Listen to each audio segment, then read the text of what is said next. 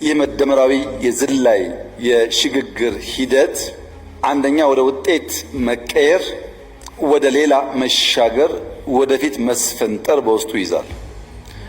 ነባር አቅሞችን ወደ ውጤት መቀየር አሉ አቅሞች እዚህም እዚያም።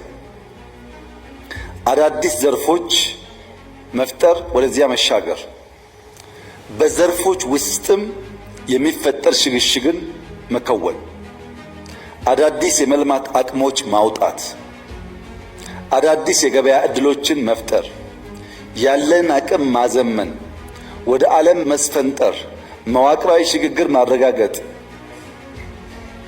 ዕውቀት እንደ ምርት መጠቀም፣ ችግር ፈተና ከውስጡ ሊፈለቀቅ የሚችል እድል ካለ ችግሩ ወደ እድል ወይም ወደ ኦፖርቹኒቲ መቀየር ነው። ለምሳሌ ኮሮና መጣ። አፍሪካ መሬት ላይ ይረፈረፋል፣ ያልቃል፣ ትጠፋላችሁ ተባለ። አናልቅም፣ ሟርት ነው። ይልቁንስ መሬት ጦም ማደር የለበትም፣ እየተጠነቀቅን እንሰራለን አል በኮሮና የስንዴ ሪቮሉሽን ፈጠር።